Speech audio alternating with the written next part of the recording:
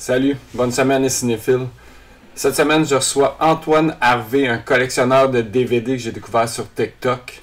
Encore une fois, merci beaucoup pour tout. Likez, abonnez, suggestions d'invités, suggestions de films que vous aimeriez voir. S'il vous plaît, juste donnez du love. Merci et bonne écoute.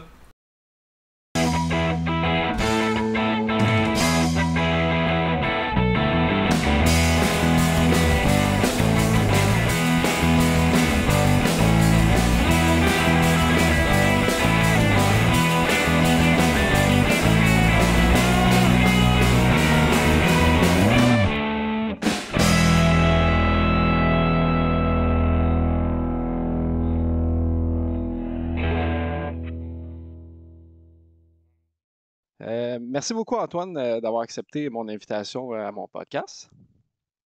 Merci à toi de m'avoir invité. J'étais Yes. très surpris d'avoir une invitation pour un podcast quand j'ai regardé mes messages privés sur TikTok, là. OK, OK. Ben, vu que j'étais un gros fan de cinéma puis tout, puis je suis abonné à TikTok, vu ta grosse collection de DVD, là, je ne sais pas si le monde y connaisse encore, là, mais si vous ne connaissez pas, allez voir sa collection de DVD, c'est quand même assez impressionnant. On dirait que c'est là-dessus que tu roules quand même les vidéos, c'est toujours des demandes spéciales que le monde te demande ou comment ça marche?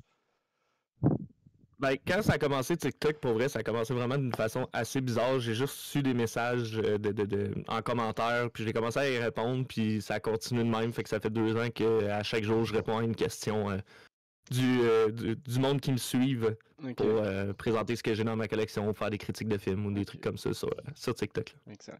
En voyant ta collection de films, la première question que je peux te poser, c'est tu te considères-tu comme un cinéphile?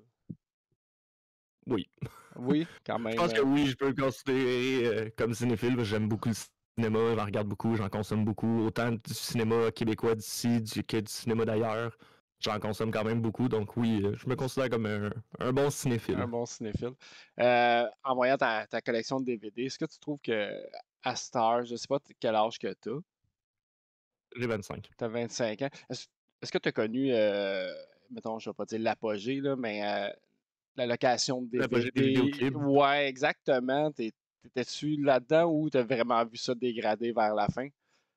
Ben moi, j'étais plus vers la fin quand j'avais l'âge pour y aller seul puis aller dans le louer, mais j'ai jamais loué des films parce que j'avais toujours en acheté, j'en ai toujours eu dans ma collection. Fait que tu sais, j'ai jamais eu la possibilité d'aller louer des films. Mais en même temps aussi, c'était plus vers la fin. Fait que, tu sais, il restait plus, je pense, les clubs vidéo, les petits clubs vidéo indépendants étaient déjà tous fermés à peu près. Tout ce qui était Fait que, Vidéotron, c'était dépassé, là. ouais, C'était c'était plus rendu des là-dessus. Puis c'est cellulaires. Puis... plus là que, tu sais, j'allais dans les vidéoclubs, je faisais la tournée des clubs vidéo et tout ça, mais plus pour acheter des films neufs.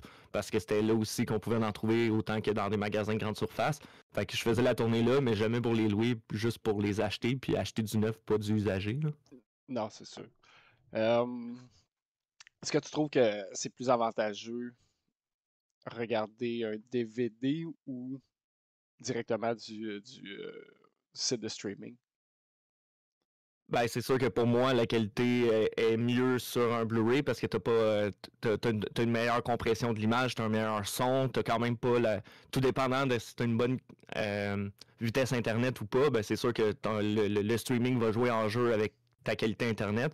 Donc c'est sûr qu'avec le Blu-ray, ben t'as la possibilité d'avoir vraiment comme la compagnie ou la production, les directeurs photo et tout ça ont travaillé pour que le Blu-ray soit ou le DVD soit la meilleure qualité possible. C'est sûr que là, un DVD, ben, tu vas avoir une moins grande qualité que les films qui sont disponibles en streaming, souvent en HD. Mais si tu as la possibilité de le regarder en Blu-ray ou en 4K, ben, tu vas avoir une meilleure qualité possible.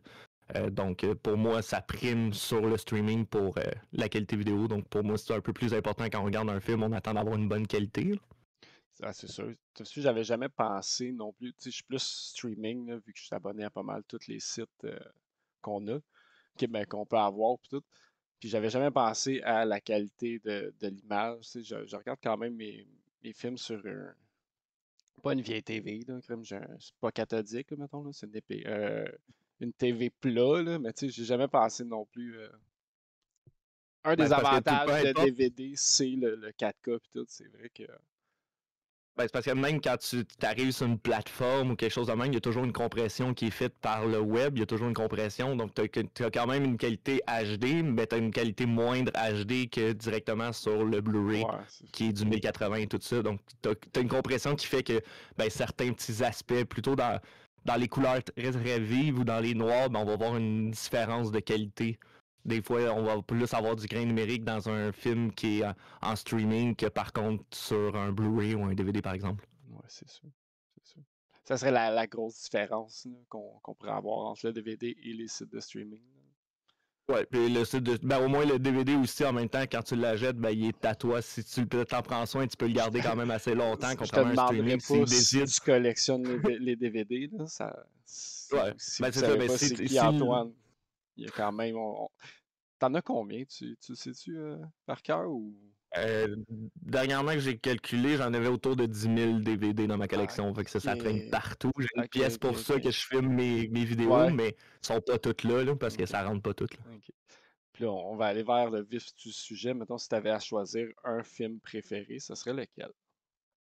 C'est un film quand même assez récent, pour vrai. J'hésitais entre deux, parce qu'il y en a un que je considère plus comme international, qui était trans, mais aujourd'hui, je pense que je voulais plus parler des Hommes de ma mère, qui est un film québécois qui est sorti en 2023. Puis pour vrai, quand j'ai vu ce film-là, ben j'étais complètement tombé en amour avec ce film-là. Donc j'ai préféré d'en parler avec ça, parce que je trouve qu'il n'y a pas beaucoup de monde qui parle nécessairement du cinéma québécois. J'étais un grand fan de cinéma québécois. Fait que d'en parler, d'essayer de promouvoir le cinéma d'ici, ben c'est quoi que j'aime faire avec ma chaîne mes plateformes, surtout sur TikTok, que j'essaie de promouvoir un peu le cinéma québécois. Donc c'est pour ça que je vais y aller avec le cinéma québécois aujourd'hui puis les Hommes de ma mère. Les Hommes de ma mère. Premièrement, merci de m'avoir fait découvrir ce film-là. Moi, je l'avais jamais vu. J'ai écouté le film hier. 5 minutes mettons 5 minutes, je pleurais déjà. Ouais, ben, le début du film, moi aussi, même chose quand j'ai été le voir à l'avant-première. J'ai été invité pour aller voir l'avant-première. Okay. Sérieusement, dès que le générique est parti, parce que pour que le monde qui l'ont pas vu, le film commence juste avec des écriteaux noirs avec l'équipe du film, comme un pré-générique, avec la musique qui est parfaite d'Annick Jean et de... Je me souviens plus de son nom malheureusement, mais j'ai le DVD juste à côté, fait que je voudrais checker. Ben, je pense qu'il n'est pas inscrit. Fait que je le cherchais pas, mais c'est quand même la musique, elle commence juste avec un peu de piano, puis tu as des plans de la mère et du personnage de Léana Brechdor qui apparaissent, puis sérieusement, juste ce plan-là, ce 5 minutes-là, te met dans l'ambiance du film. Tu sais à quoi ça va t'attendre. Oui.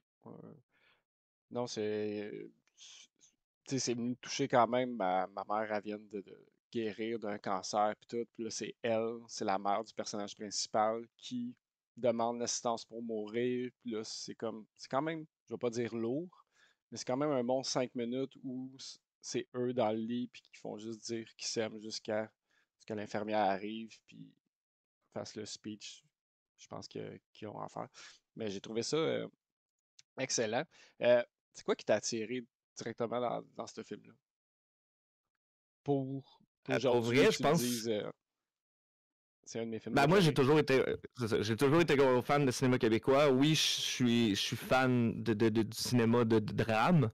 Fait que déjà là, ce film-là, mais l'aspect, je pense, c'est après l'avoir complètement écouté, c'est l'aspect réaliste du film.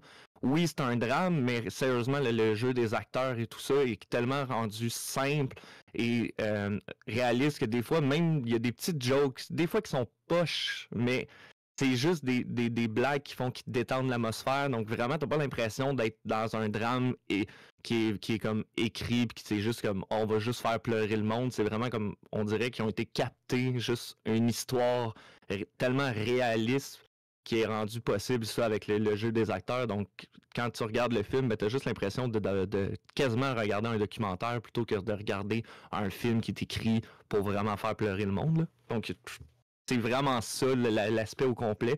Surtout aussi le niveau sonore du film, comment que le son est travaillé. Je sais pas si tu t'en as rendu compte aussi, mais moi, l'aspect qu'ils ont vraiment travaillé, on va dire les bruits de pas dans la vieille maison, parce qu'on entend tout craquer, les portes, les bruits. Donc tout ça, vraiment, ça fait vraiment une ambiance sonore, une ambiance où on a vraiment la possibilité de rentrer encore plus dans l'histoire, parce que des fois, ces petits sons-là sont délaissés au montage pour faire un Soit un mettre l'accent vraiment sur silence. les dialogues ou que c'est Oui. ça. Donc vraiment d'avoir créé ça, ben, ça apporte encore plus au réalisme. Mais j'ai remarqué, mettons, moi, c'est vraiment l'image là, qui m'a attiré dans le film, là. Il y a beaucoup de plans larges. Puis j'ai trouvé précis, mettons, je la trouvais précise dans ses plans. Ils sont équilibrés, mettons, ces plans larges, là. Il y a toujours deux personnages qui Ouais. parlent. Puis tout, j'ai trouvé ça super beau. Puis la En musique. même temps, Non, vas-y. en même temps aussi pour aller avec la direction photo de Steve Asselin, pour vrai, l'image est vraiment belle, puis t'as vraiment des couleurs qui, pas nécessairement juste sont là pour flasher comme dans certains films qu'on peut voir qui font comme OK, on va mettre une grosse lumière bleue là pour que ça attire l'œil.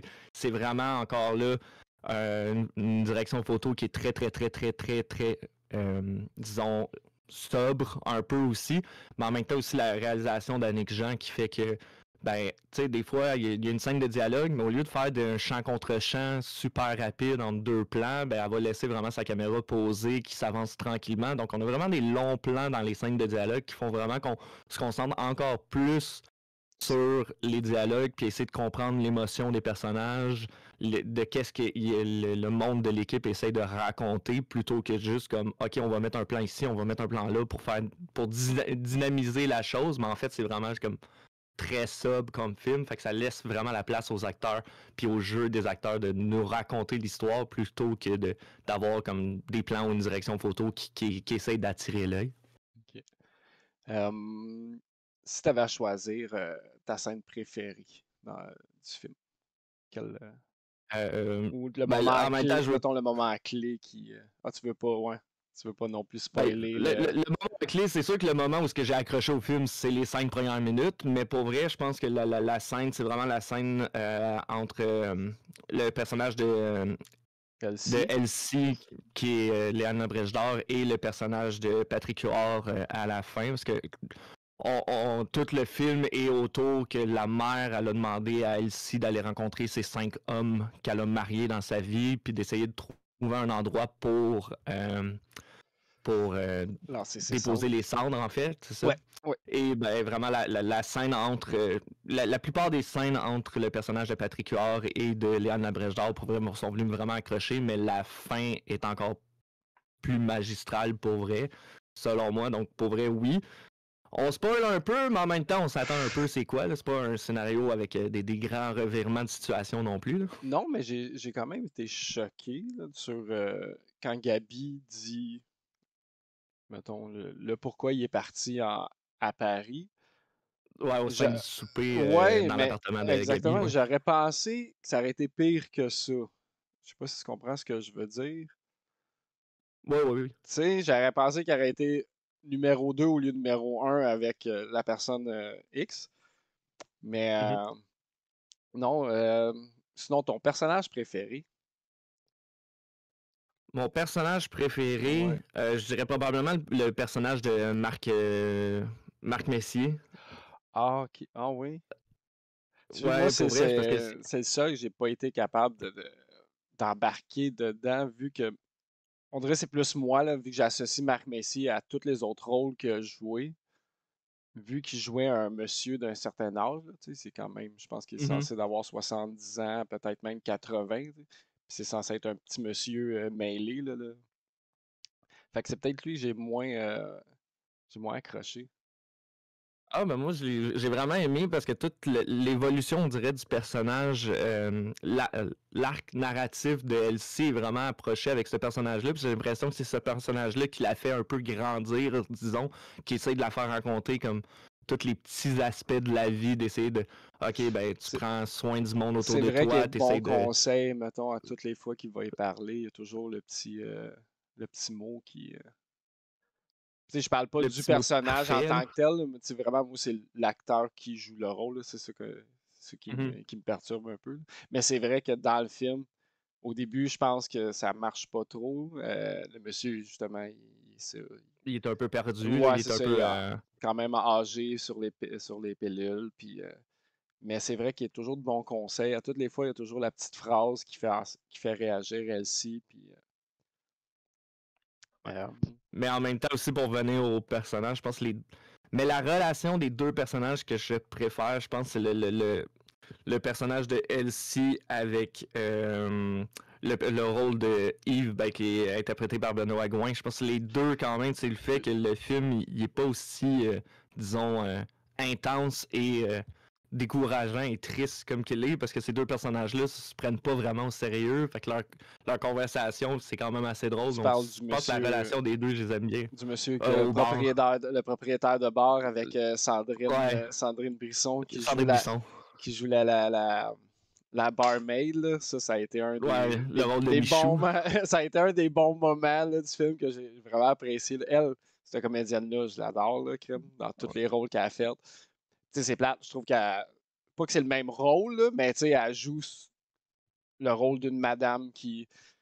Pas qui crie, là, mais crème, elle a une voix rauque. Puis, regarde, crème, elle a le casting qu'elle a. Je peux pas. On Ouais, peut mais pas en même non temps plus, aussi, Annick Jean et Sandrine Bisson sont de grandes amies dans la vie, donc c'est sûr qu'elle a dû vouloir travailler avec une de ses amies puis de la caster dans ce rôle-là pour essayer de la je l'ai placer tellement à quelque trouvé part, drôle c'est quand sûr. elle se fâche contre justement Yves. Le sac de vidange. Ah non, Il est pas vide, vide! ce sac de vidange-là! Tellement. Elle dormira pas chez nous, elle! C'est ça, c'est comme que je disais tantôt, c'est des jokes des fois comme tellement comme pas nécessairement drôles, mais qui sont juste très bien placés, très bien interprétés, ou comme à la fin aussi de la conversation entre le rôle de Elsie et de Yves, que genre il dit tu l'aimes-tu le chandail? Elle fait oui, je l'aime le chandail, tu veux-tu une casquette? Oui, j'en voudrais une, il y a des casquettes, j'en veux une, c'est clair, ben combien t'en veux? Il y a combien de couleurs? Ben, elles sont toutes de la même couleur, ben j'en veux juste une d'abord, mais c'est tellement rendu très, très, très bien par le rôle des acteurs qui fait que la joke est juste là. Penses-tu que c'était écrit ou c'était de l'impro? Parce que moi, j'ai eu l'impression que c'était de l'improvisation jusqu'à la fin de où est-ce qu'elle dit « Ben là, j'en veux juste une. » Ben, moi, je pense que cette phrase-là qui est dite par Léane Labrèche d'Or de « Ben, j'en veux juste une » était pas inscrite. Mais pour vrai, le restant, je pense que oui, mais la fin était pas comme sa réaction, c'est clairement juste comme ben j'en veux juste une d'abord. C'est clairement improvisé. Mais c'est ça qui est le fun aussi dans ce film-là, c'est qu'on se demande si des fois c'est improvisé ou pas à certains moments. Tellement que c'est que t'es pas dans la conversation, mais que t'es comme caché dans des moments de vie de certaines personnes. C'est ça que je veux dire. Je sais pas si je suis clair dans ce que je dis. Là. Oui. Vu que c'est tellement réel, là, c'est que vu que c'est des situations de la vie quotidienne de n'importe qui. Mais c'est comme je reviens dans la conversation entre Gabi et Elsie quand sont dans l'appartement puis il y a une révélation et tout ça qui se dit. Mais tu sais, à un moment donné, il dit je suis bien avec toi, tout ça, j'aime même tous tes défauts, puis elle fait je sais pas de quoi tu parles, j'en ai pas, mais continue. Tu sais, je sais pas si cette phrase-là aussi c'était improvisé sur le moment ou pas. Fait que c'est tellement rendu comme très très réaliste que ça fait qu'on se demande si des fois c'était vraiment comme c'est-tu dans le scénario? Si c'est dans le scénario, pour vrai, on s'entend que la scénariste Marie de la Tendresse a fait comme ok, elle sait très bien écrire un scénario puis mettre vraiment les points à certains moments pour que ça soit détendu, pour pas que ça devienne trop intense, mais en même temps on se demande comme si c'est vraiment improvisé ou pas. Fait que c'est vraiment le fun avec ce film-là, des fois, je vais te poser une question. La scénariste qui a écrit le film, est-ce que c'est son premier film ou... honnêtement, je ne pense pas. Je sais qu'elle a écrit d'autres courts-métrages, mais je pourrais pas dire si elle a écrit d'autres longs-métrages. Ok, non, c'est ça. Je pense qu'elle a... Elle a écrit Pas de chicane dans ma cabane. Fait qu'elle a écrit un autre long-métrage. Après ça, c'est des courts-métrages. Si t'avais une citation préférée dans le film, ça serait laquelle? Si t'avais une citation probablement que ça serait une des phrases que le personnage de Marc Messier a dit, qui est Jacques-Antoine, qui dit le pardonner, c'est probablement la chose la plus difficile au monde, mais c'est probablement ce qu'il y a le plus beau. C'est vraiment vers la fin, je pense qu'il... Ouais, c'est quand elle se rend compte juste avant, après qu'elle se fasse un peu mettre dehors par sa bosse au bar. C'est vrai. Fait que, tu sais, elle s'en va la rencontrer dans son bloc pour personnes âgées, dans la petite, La petite pas chapelle. l'église, j'ai Ouais. pas le mot, la chapelle, la petite exactement, chapelle. puis qui dit ça. Là. C'est vrai. Probablement la phrase qui m'a le plus marqué dans le film, qui est tellement vraie aussi, là. Si tu avais un aspect du film que tu aurais aimé développer, tu aurais aimé développer davantage. Bonne question. Je pense que le personnage de Neil, je pense qu'il est sous-utilisé. Il y aurait peut-être plus Neil étant le monsieur. le personnage de Conqueror. C'est ça, le monsieur qui parle en anglais. Ouais. Mais je pense que cette chose-là aurait peut-être plus été utilisée. Sinon, peut-être un autre truc que j'aurais peut-être aussi développé, c'est peut-être plus la relation entre Elsie, la fille de Gabi, pour vraiment comme le fait qu'elle se sent bien avec elle, puis que, tu sais, même si c'est la fille de Gabi, tout ça, qu'elle se sent bien avec. Le moment où elle garde, tu sais, avant que Gabi parte en date, ils ont comme un petit moment, mais je trouve que ça expliquait quand même bien leur relation qu'elle avait. Elle est cool, elle Ouais, mais dans le film. c'est ça, les relations sont super bien écrites, sont super bien choses, mais comme il n'y a pas grand-chose que je développerais plus, mais s'il y a de quoi qu'on pourrait développer puis rajouter comme une demi-heure, je rajouterais là-dessus, mais pour vrai, le film, je pense pas que toutes les histoires sont vraiment comme très bien complétées puis très bien écrites, qu'il n'y a pas grand-chose qui a besoin d'être encore plus complété. Il n'y a pas d'informations manquantes selon moi. Là.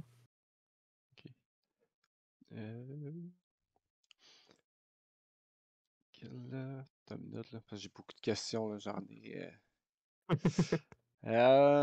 Parce que des fois, mettons, je pose une question, là, je parle podcast, là, je pose une question, on parle, puis là, oh, j'en ai peut-être 5 qui partent parce que tu réponds en même temps. Ouais. En même temps. On a parlé un peu, là, c'est quoi les moments qui t'ont fait rire ou pleurer dans le film? Là? Tu m'as expliqué le 5 minutes du début, c'est sûr que c'est comme c'est quasiment, quasiment rien, mais je te dis, là, pleurer tout seul dans mon divan à puis moi, c'est sûr que la fin du film aussi, je la dirais pas, mais la fin du film, si vous pleurez pas là-dessus, je suis désolé tout le monde, vous avez un cœur de pierre. Moi, je l'ai écouté 4 fois le film, à chaque fois, il est toujours. La première fois à l'avant-première, tout le monde dans la salle était en train de pleurer, puis j'ai pleuré pendant genre. Je retournais chez nous après, puis j'étais dans mon char, puis je pleurais tout seul. Tu veux-tu en parler de l'avant-première si ça te dérange pas? Oui. Ben non. Juste finir mon idée. Vas-y. Mais en même temps, après ça, je l'ai réécouté en Blu-ray, puis je l'ai pleuré, je l'ai écouté avec d'autres personnes, j'ai pleuré encore, puis à chaque fois, je pleure. C'est impossible de ne pas verser une larme sur ce film-là. Mais pour venir à l'avant-première, oui, j'ai eu la chance d'avoir une invitation de Iminafilm pour aller à l'avant-première qui se déroulait au Cinéma Impérial à Montréal. Fait que j'ai été là, puis il y avait toute l'équipe du film qui était là complètement. Après ça, il y avait une discussion avant avec le producteur et acteur Patrick Huard qui expliquait la genèse du film et tout ça. Puis après ça, il y avait eu une rencontre sur la scène avec toute l'équipe du film qui était présentée par la réalisatrice Annick Jean et tout ça. Donc vraiment, c'était vraiment le fun de vivre ça. C'est pas des événements que tout le monde peut aller, mais pour vrai, si vous avez la chance à un moment donné d'avoir une invitation de participer à des concours pour aller à des avant-premières, c'est vraiment très très le fun, parce que des fois, il y a des questions qu'on se pose sur le film que la réalisatrice va nous répondre, donc c'est vraiment le fun. Ou même, des fois, il y a des représentations spéciales qui se fait dans certains cinémas avec l'équipe du film ou la réalisatrice, le producteur. Allez-y, pour vrai, c'est vraiment le fun de parler avec le monde qui ont discuté avec l'équipe du film. Qui ont fait le film dans le fond, puis en même temps pour le truc, c'était vraiment genre une avant-première bien régulière, donc c'était avec tous les médias et tout ça. Il y avait le monde qui passait sur le tapis rouge, qui était pas vraiment rouge, mais on comprend le principe quand même. Puis c'est ça, puis après ça, il y avait la représentation du film, donc c'était vraiment très très le fun. C'est bon ça. Est-ce que toi, tu as été capable de poser des questions au monde? Non, parce que dans les principes, comment ça fonctionne, les avant-premières, ben souvent, il y a tellement de monde dans la salle, puis c'est toutes les médias et tout ça. Donc, il n'y a pas possibilité d'avoir un Q&A à la fin. C'est vraiment plus comme la réalisatrice ou le producteur ou le scénariste qui parle puis qui vient parler de son expérience sur le film, qui essaie de le promouvoir un peu. C'est sûr que plus quand tu as la possibilité d'aller dans une séance spéciale Q&A, ben là, tu peux plus poser des questions. Donc, il n'y a pas l'avant-première, il n'y a pas nécessairement de la possibilité de poser des questions, à moins que tu réussisses à y parler après. Mais comme j'étais pas vraiment du média, ben il n'y avait pas de possibilité que je passe avant, on va dire, la presse ou le Non. Journal de Montréal pour poser des questions. Donc, j'ai pas eu la chance de poser des questions. Mais Tu as pu assister aux questions quand même oui, je suis de la resté un presse. peu, puis Ok. chose, mais comme il y a beaucoup de bruit, il y a beaucoup d'entrevues, ben on comprend pas trop nécessairement Ok. les questions, là. Si tu avais à comparer le film à un autre film du même genre, tu irais vers quoi? Ah, une bonne question, j'ai pas pensé à ça, Non? honnêtement. Ok.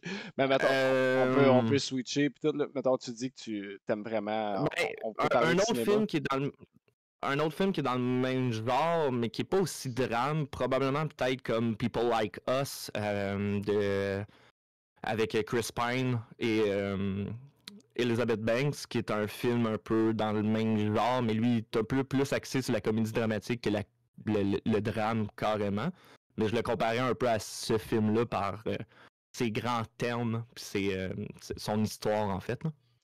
Tu dis que tu aimes ça promouvoir le film québécois. Puis toi, si tu avais un top 5 à faire dans tes films préférés dans le Au cinéma Québec. québécois. Si tu veux, En mettons, première on y va, mettons, québécois, puis si t'es capable de faire à vie, mettons, top 5 aussi. Top 5, top 5 québécois, je te dirais, j'ai un top 3 qui est quand même vraiment fort. C'est première place, c'est Les Hommes de ma mère, c'est sûr. La deuxième place, c'est le film L'Ange gardien avec Guy Nadon, puis qui est réalisé par Jean-Sébastien Lard. Le troisième film, c'est La peur de l'eau, qui est avec Pierre-François Legendre, puis qui est réalisé par Gabriel Pelletier.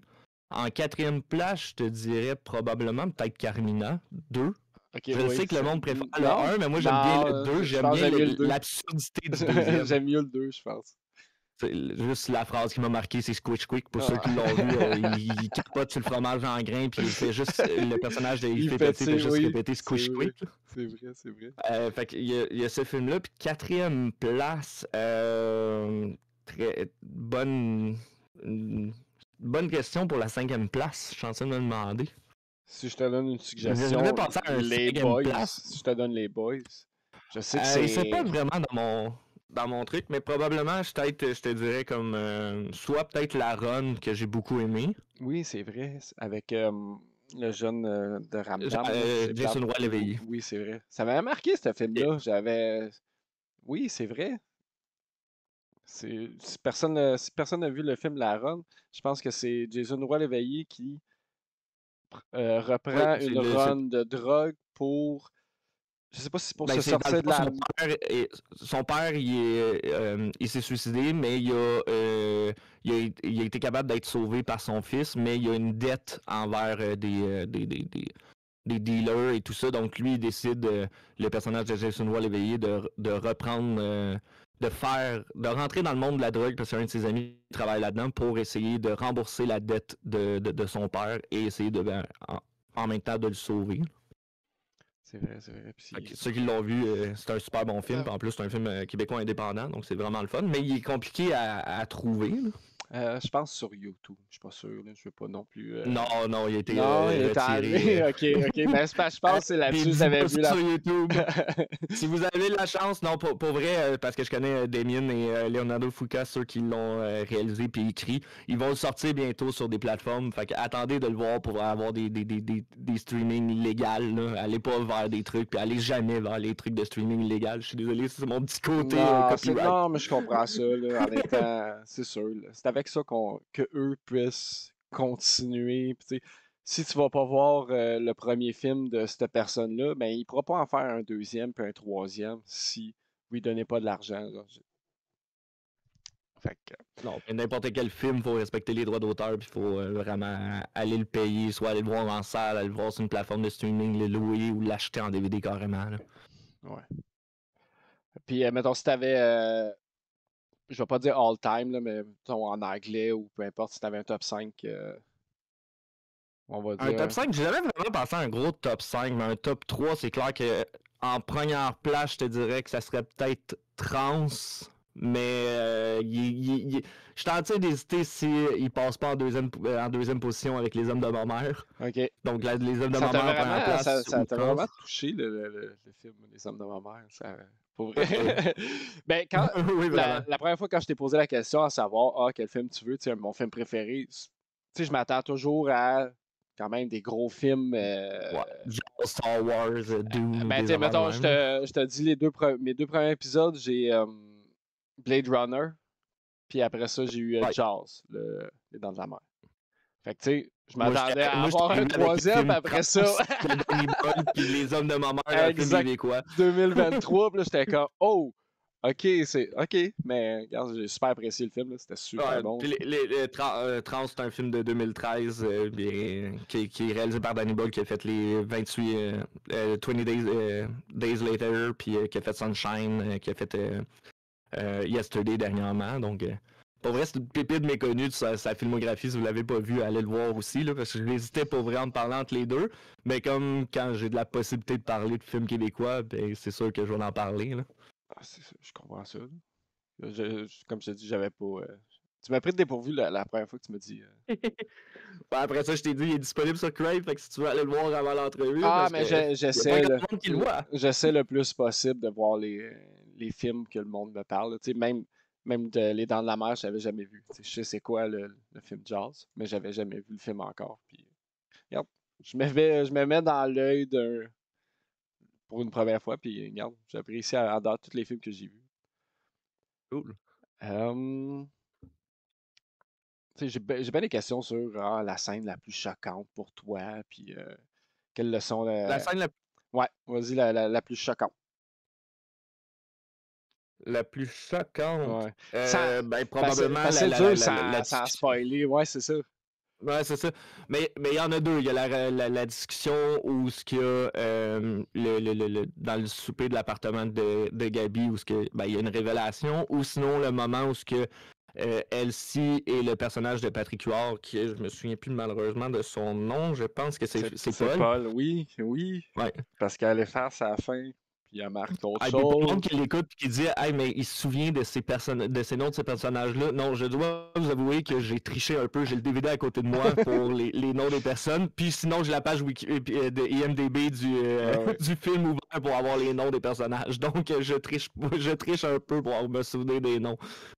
Alors, c'est ça. Mais pour vrai, sinon, c'est ça. La scène dans le parc vers la fin du film où Elsie et Paul se rencontrent, puis Paul, il dit un peu, disons, ces 4 vérités, ben, ce moment-là aussi, j'ai trouvé que c'était comme marquante comme scène. Pas nécessairement choquante, parce qu'il n'y a pas de grand film, il y a pas de grande scène choquante dans le film, je dirais, mais une scène qui est vraiment marquante puis qui a un tournant, ben, c'est vraiment ces deux scènes-là, je dirais, où ce que le personnage d'Elsie change un peu.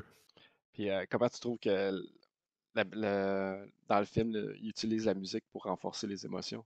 Parce que, tu sais, il y a quand même 2, 3, puis même je vais dire 4 chansons quand même assez populaires. Là, puis quand on parlait tantôt de donner des redevances aux acteurs, pas aux acteurs, mais pour l'art, puis ces affaires-là, ça doit coûter quand même un certain montant d'argent utiliser des chansons X, là, mettons. Là.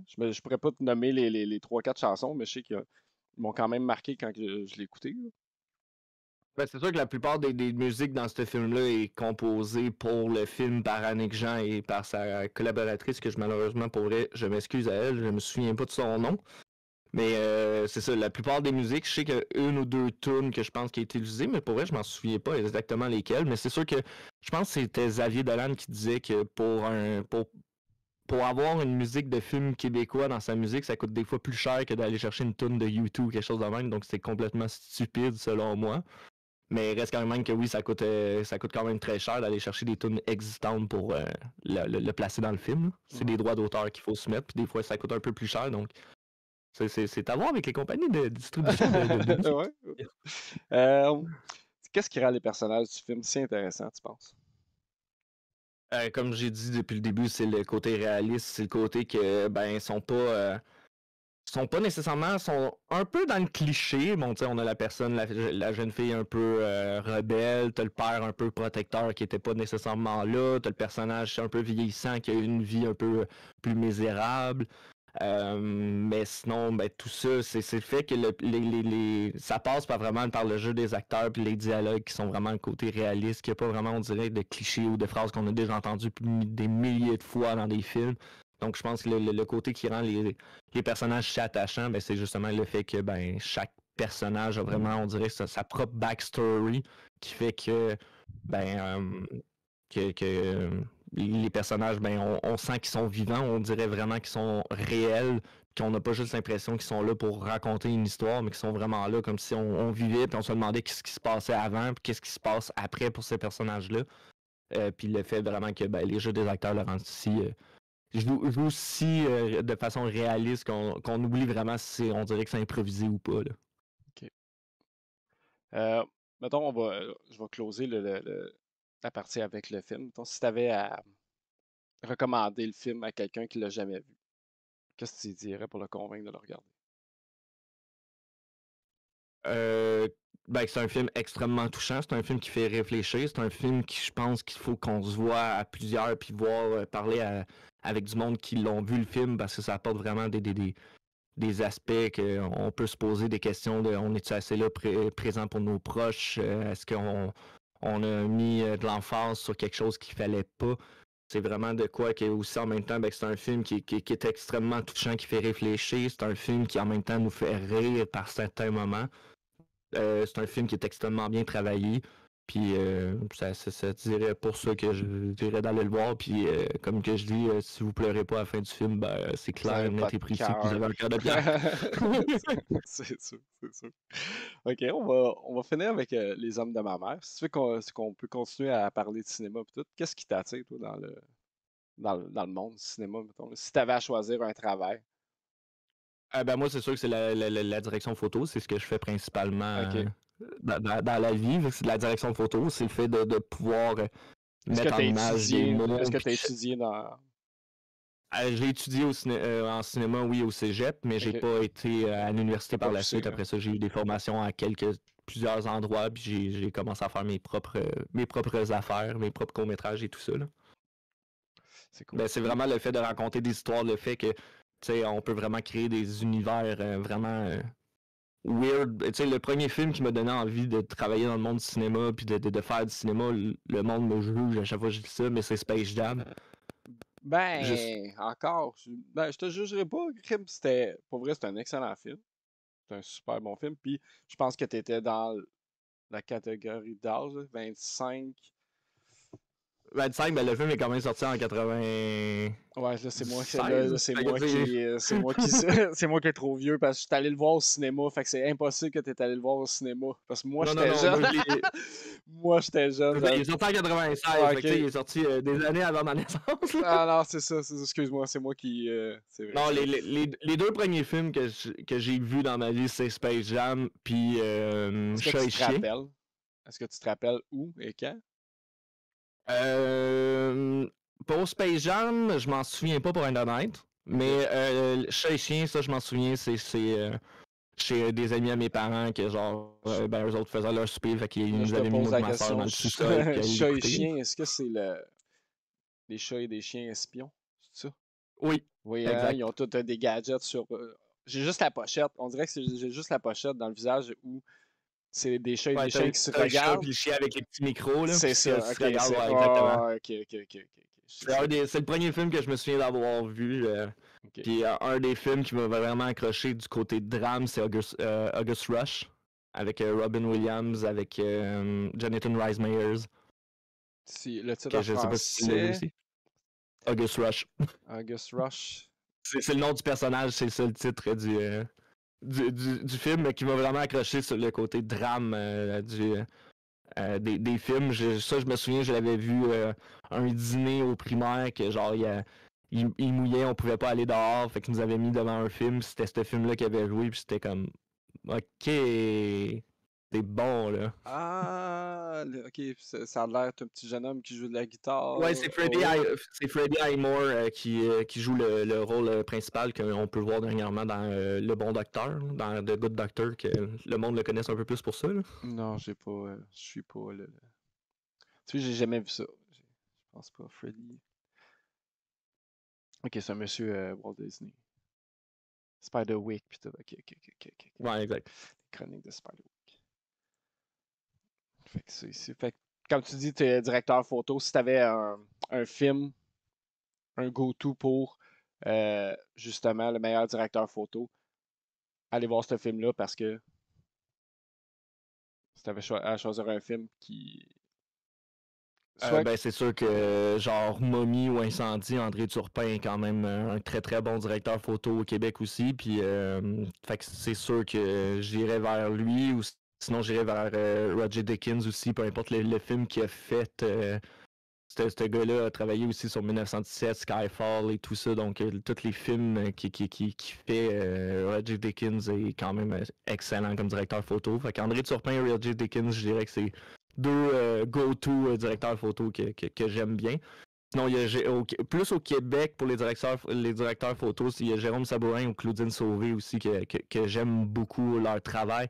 Claudine Sauvé pour sa façon qu'elle travaille avec la colorimétrie de ses images et tout ça, qui ont un aspect un peu vraiment sa signature à elle. Dès qu'on regarde un film, on est capable de savoir si c'est elle. Elle a travaillé sur 19-2, sur Fugueuse, comme direction photo. Puis Jérôme Sabourin a travaillé sur le film Sam de Yann Englund dernièrement, a travaillé sur Trauma. Donc c'est vraiment un réalisateur que lui, il travaille.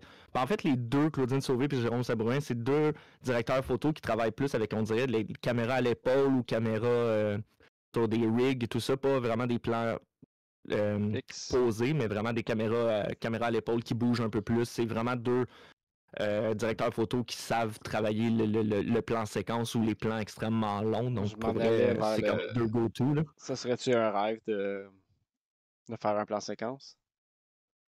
Oui. Oui. C'est sûr que oui. Puis, à chaque fois que je fais un court-métrage, comme le premier court-métrage que j'ai fait, ça fait longtemps que je l'ai fait, puis qui est pas. Il y a ses défauts, il y a ses qualités. C'est pas un grand film. Là. Mais j'essaye de j'ai placé un plan séquence à la fin, mais c'est pas un extrêmement long plan séquence si le film dure 8 minutes, mais il y a un plan qui a été tourné en une shot. Ok. Fait que, oui, j'aime beaucoup travailler avec le plan séquence. C'est quand même. Puis on parle de trucs québécois, là, tu sais, 19-2.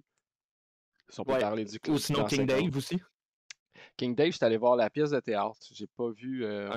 Mais le film, c'est encore Pods qui l'a réalisé. Okay. Donc, la saison 2, épisode 1 de 19-2, ben, il y a un 13 minutes de plan séquence au début de l'épisode.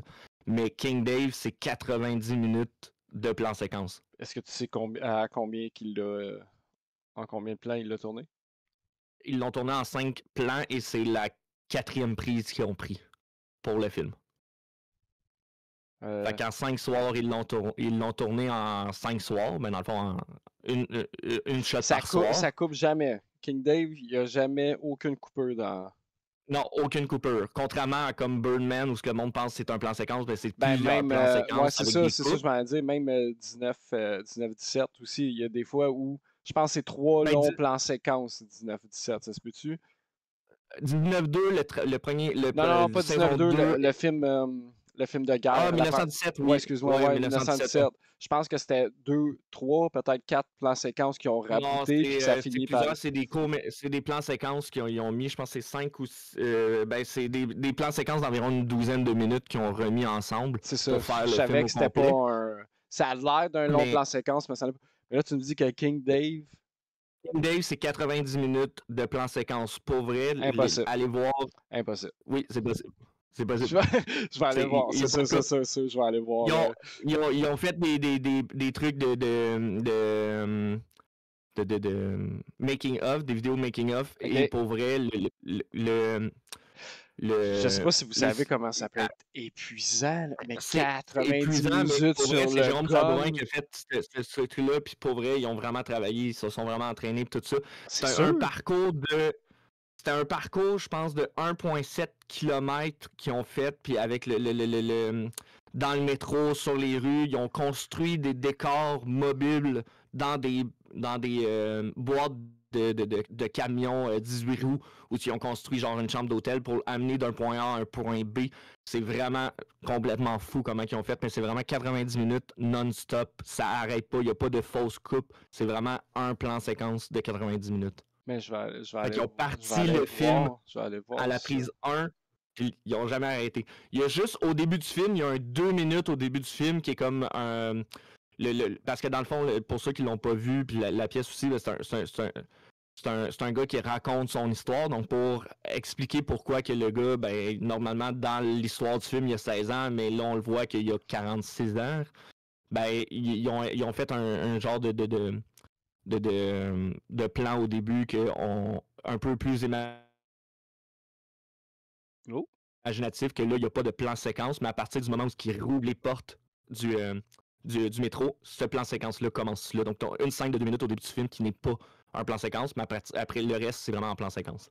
bon, c'est sûr, je vais aller C'est voir. complètement J'avais apprécié fou. la pièce, j'avais apprécié la pièce. Mais si tu me dis que c'est un long plan séquence, Ben, parce que la pièce a été écrite par Alexandre Goyette, et Alexandre Goyette a interprété le rôle de King Dave dans le film. Et pour vrai, la chose qu'ils ont dit en making of, puis parce que aussi quand j'étais au cégep, puis le film a été présenté au Ciné-Club, puis Alexandre Goyette était venu avec un des producteurs pour parler du film, puis c'est vraiment, ils l'ont tourné en chose, puis ils voulaient respecter le dialogue de la pièce de théâtre, puis de respecter le monologue de la pièce de théâtre, donc ils l'ont fait en plan séquence sans jamais rien couper. C'est vraiment fou pour C'est vrai que c'est un long monologue au théâtre. Ouais, ben, ils l'ont vraiment respecté comme ça. Donc oui, t'as des interactions à chacun personnage, mais t'as quand même le personnage de Alexandre Goyette dans le film qui brise le 4e mur, qui regarde, puis qui fait vraiment la narration de genre « Hey, mais le gars, il est entré par la chambre, après ça, il a tapé elle, après ça, il est allé là, il est venu me voir, puis là, t'as les dialogues entre les deux. » Fait que tu sais, il raconte vraiment l'histoire en même temps, comme ça. On dirait vraiment une pièce de théâtre, mais ils l'ont mis en image.